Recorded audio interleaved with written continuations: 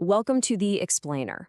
Look, if you're writing a paper right now, I bet you've asked yourself, can I even use AI? And if I do, how on earth do I cite it so I don't get in trouble?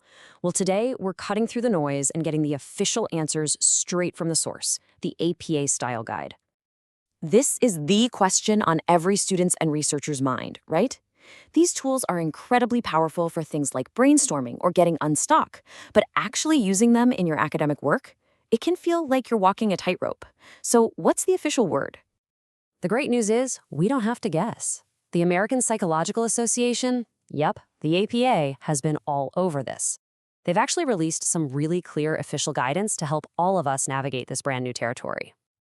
Okay, so let's start with the most fundamental question of all.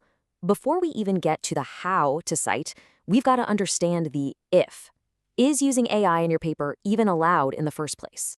Well, the official answer isn't a simple yes or no. It really depends on the specific rules you're writing under.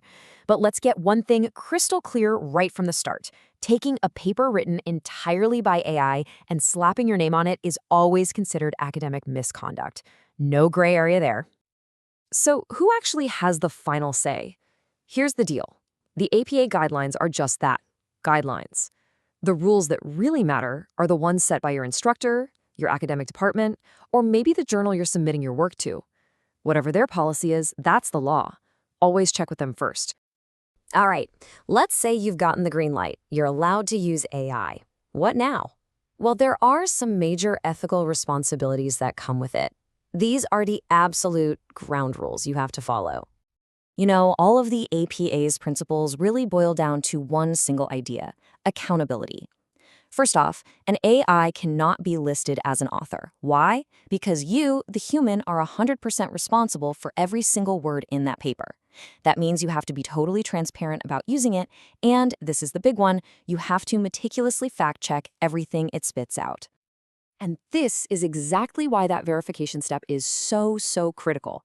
AIs have this little habit called confabulation, which is just a fancy word for confidently making things up. They can invent facts, they can invent entire studies, and they can even create fake citations that look totally legit. And this isn't some abstract fear. It's already happened in published books and even in government reports. So now that we get the risks and our responsibilities, let's get into the nitty-gritty. This is probably what you came here for. How do you actually format your AI citations according to APA style? APA style now gives us two main ways to do this. The first option, and it's often the one you'll want to use, is citing a specific shareable chat. The second option is for when you've used the tool more generally, say for editing or translating, where a link to a specific chat just wouldn't make sense. So if you're citing a specific chat, look at the detail you need here. The author isn't you or ChatGPT. It's the company that made it, like OpenAI. The date isn't just the year. It's the exact day of the chat. You also need to give the conversation a descriptive title, and most importantly, you need that unique, shareable URL so other people can actually go and see it. Now compare that to a general citation. This is what you'd use if, for instance, you just asked the AI to help you rephrase a clumsy paragraph. It's a lot simpler, right? The author is still the company, but the date is just the year of the version you used, and the source is the main URL for the tool itself. But hey, getting the citation format right isn't the whole story. We also have to talk about the prompts, the instructions you give the AI, and some of the hidden pitfalls of relying too much on these tools. This quote actually comes from a preliminary study at MIT called Your Brain on ChatGPT, and what they found was pretty interesting. While the AI could produce text that was structurally perfect, human readers often described it as soulless, totally lacking any creativity or individual voice. The study also hinted that using AI might even lead to a lower sense of ownership over your own work. Okay, so what about the prompts themselves? The actual questions and instructions you fed to the AI to get its response. Do you have to include those somewhere in your paper? And if you do, where do they go? The APA's guidance on this is all about being transparent. You absolutely should describe the prompts you used, either right there in your method section, or maybe in an appendix at the end.